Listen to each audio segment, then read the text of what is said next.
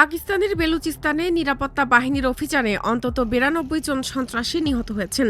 ৩১ জানুয়ারি শনিবার প্রদেশটির একাধিক জেলায় ভয়াবহ সন্ত্রাসী হামলার পর এই অভিযান চালানো হয়। এদিকে সন্ত্রাসী হামলায় নিরাপত্তা বাহিনীর ১৫ জন সদস্য প্রাণ হারিয়েছেন। এছাড়া নারী ও শিশু সহ ১৮ জন বেসামরিক নাগরিক নিহত হওয়ার খবর পাওয়া গেছে। প্রাথমিকভাবে এই হামলা ও অভিযানে ৬৮ জন নিহতের কথা উল্লেখ করা হয়েছিল। রয়টার্স জানায় ১ ফেব্রুয়ারি রোববার পাকিস্তানের আন্তঃবাহিনী জনসংযোগ পরিদপ্তর আইএসপিআর এক বিবৃতিতে নিহত ব্যক্তির সংখ্যা নিয়ে হালনাগাদ তথ্য জানিয়েছে। বিবৃতিতে বলা হয়, গতকাল বেলুচিস্তানের বিচ্ছিন্নতাবাদী সংগঠন ফিতনা আল হিন্দুস্তানের সদস্যরা কোয়েটা, মাস্তুং, নুশকি, ডালবান্দিন, খারান, পাঞ্চগুর, তাম্প, গোয়াদর ও পাসনি এলাকায় একযোগে হামলা চালায়। সন্ত্রাসীরা নারী, শিশু ও শ্রমিক সহ ১৮ জন নিরীহ মানুষকে লক্ষ্যবস্তু করে। আইএসপিআর বলেছে, হামলার পরপরই নিরাপত্তা বাহিনী ও আইন শৃঙ্খলা রক্ষাকারী বাহিনী পাল্টা অভিযান শুরু করে। অভিযানে ৩ আত্মঘাতী বোমা হামলাকারী সহ ৯২ সন্ত্রাসী নিহত হন।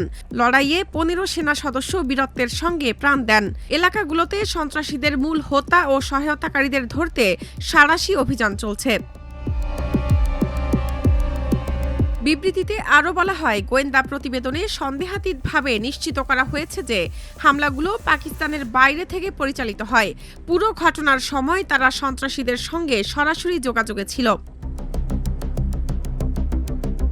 আইএসপিআর মহাপরিচালক লেফটেন্যান্ট জেনারেল আহমেদ শরীফ চৌধুরী বলেন, গত ১ বছরে পাকিস্তানে ৫,৩৯৭টি সন্ত্রাসী হামলার ঘটনা ঘটেছে। এর পেছনে আফগান ও ভারতীয় মদতপুষ্ট গোষ্ঠীগুলোর হাত রয়েছে বলে দাবি করেন তিনি। শুধু গত বছরেই পাকিস্তান জুড়ে আইন প্রয়োগকারী সংস্থাগুলোর অভিযানে ২,৫৯৭ সন্ত্রাসী নিহত হয়েছেন বলে জানান আহমেদ।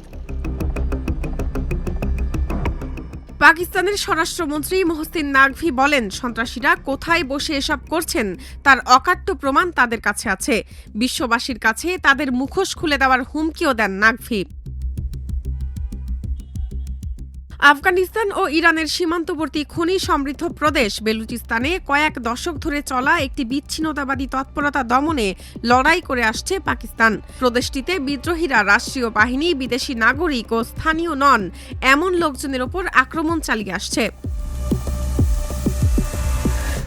রয়টার্সের খবরে বলা হয়েছে, প্রদেশটির সবচেয়ে সক্রিয় বিচ্ছিন্নতাবাদী গোষ্ঠী নিষিদ্ধ ঘোষিত বেলুচিস্তান লিবারেশন আর্মি বিএলএ ৩১ জানুয়ারি শনিবারের হামলাগুলোর দায় স্বীকার করেছে।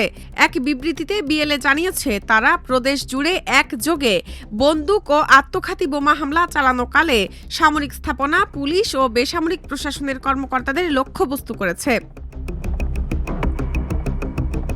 কর্তৃপক্ষ জানিয়েছে, সশস্ত্র ব্যক্তিরা কিছু সময়ের জন্য কোয়েটার বিভিন্ন অংশে সড়ক বন্ধ করে রেখেছিল। ওই সময় উচ্চ নিরাপত্তায় ঢাকা কিছু এলাকায়ও বিস্ফোরণের শব্দ শোনা যায়। পরে কর্তৃপক্ষ জানায়, পরিস্থিতি নিয়ন্ত্রণে আনা হয়েছে। প্রাকৃতিক সম্পদে সমৃদ্ধ হলেও সেগুলো কাজে না লাগানোয় পাকিস্তানের সবচেয়ে বড় প্রদেশ বেলুচিস্তান সবচেয়ে দরিদ্র প্রদেশ হয়ে আছে।